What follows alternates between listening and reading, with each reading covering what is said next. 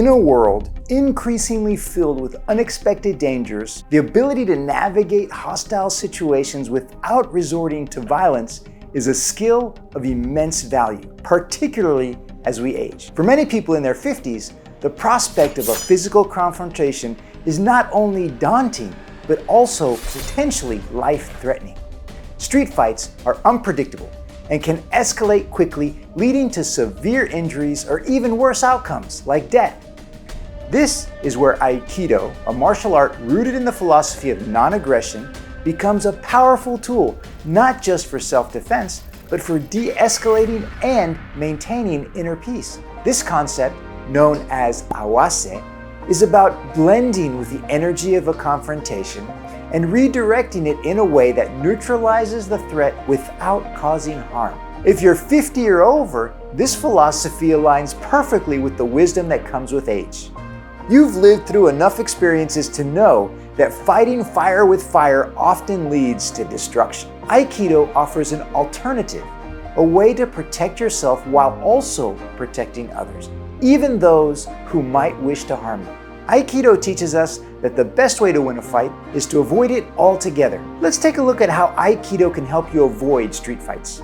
One of the first lessons in Aikido is the importance of zanshin, or continuous awareness. For those in their 50s, maintaining a strong sense of situational awareness is key to avoiding street fights.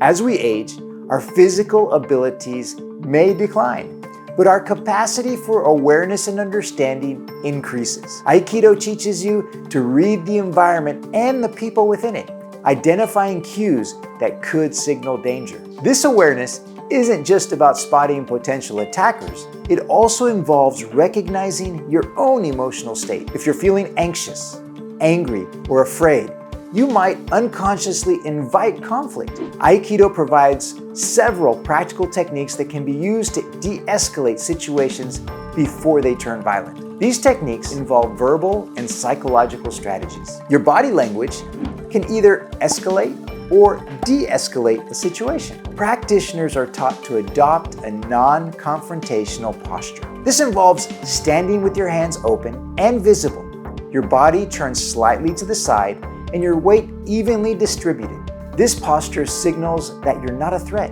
which can often cause an aggressor to reconsider their actions. One of the simplest yet most effective strategies is to maintain a safe distance from a potential attacker. In Aikido, this is known as mai, or the optimal distance. By keeping a safe distance, you give yourself more time to react and more space to maneuver if the situation escalates. Words can be as powerful as physical techniques in preventing a fight.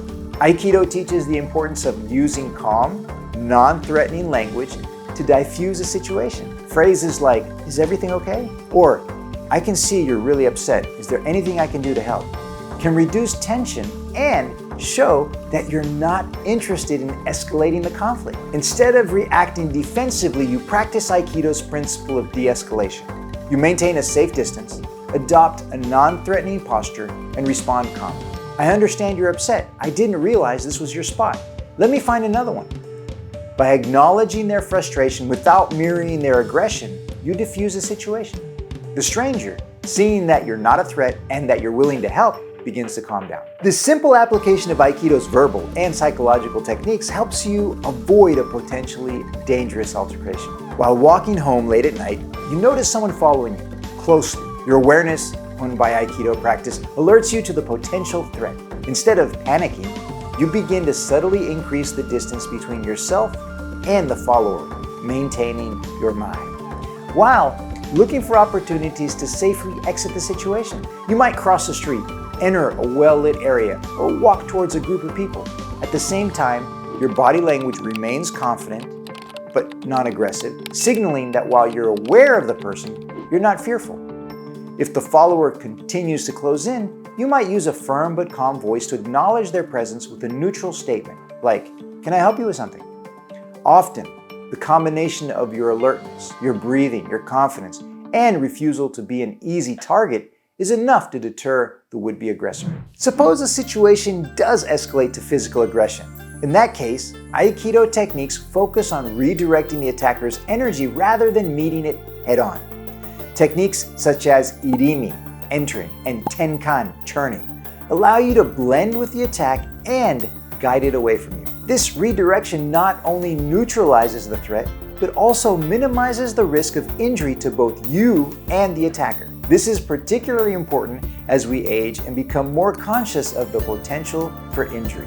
Breathing is another fundamental aspect of Aikido that is often overlooked in discussions about self-defense. Deep, diaphragmatic breathing activates the parasympathetic nervous system, which helps to reduce the fight or flight response that can trigger panic or aggression. In Aikido, breathing, known as kokyu, is synchronized with movement, allowing you to stay grounded and centered even in the face of danger. This practice not only enhances your ability to avoid fights, but also contributes to overall well-being and longevity. It also involves a deep understanding of psychological conflict. One of the key psychological principles in Aikido is mushin, the concept of no mind. This state of mental clarity allows you to respond to the situation without hesitation or emotional interference. By cultivating mushin, you can react to threats with calmness and precision rather than fear or anger. While understanding the principles and techniques of Aikido is important, regular practice is essential for truly mastering the art. Aikido is not something you can learn from a book or a video. It requires consistent, hands-on training to develop the muscle memory and reflexes needed to apply these techniques effectively in real-life situations. If you're in your 50s and interested in using Aikido to avoid street fights and improve your overall well-being, here are some steps to get started. Look for an Aikido dojo in your area with experienced instructors who understand the needs of older practitioners. A lot of dojos offer introductory classes or allow you to observe a session before committing. Just make sure that the dojo has a welcoming environment and instructors who prioritize safety and individual progress. If you're new to martial arts altogether, start with the basics. Focus on learning the fundamental principles of Aikido, such as maintaining balance, proper breathing, and basic movement patterns. Don't rush. Aikido is about gradual improvement and mastery over time. Be open about any physical limitations or concerns you might have. A good instructor will work with you to adapt techniques to your abilities and ensure that you're training safely. Aim to practice regularly, whether it's attending classes a few times a week or incorporating Aikido-inspired exercises into your daily routine. Regular practice not only helps you master the techniques, but also reinforces the mental and emotional benefits of the art. One of the greatest benefits of practicing Aikido as you age is the confidence it instills. The fear of being involved in a physical confrontation can be paralyzing, especially as we grow older and become more aware of our physical limitations. This confidence isn't just limited to physical altercations. The principles of Aikido can be applied in all areas of your life, whether it's dealing with difficult colleagues, managing family conflicts, or navigating the challenges of aging. By learning to approach these situations with the same calm, centered mindset that Aikido fosters, you can reduce stress and improve overall quality of life. So take the first step on this journey. Discover the power of Aikido and learn how to live a life that's not only safer, but also richer and more fulfilling. Now that's something you can take out of the dojo.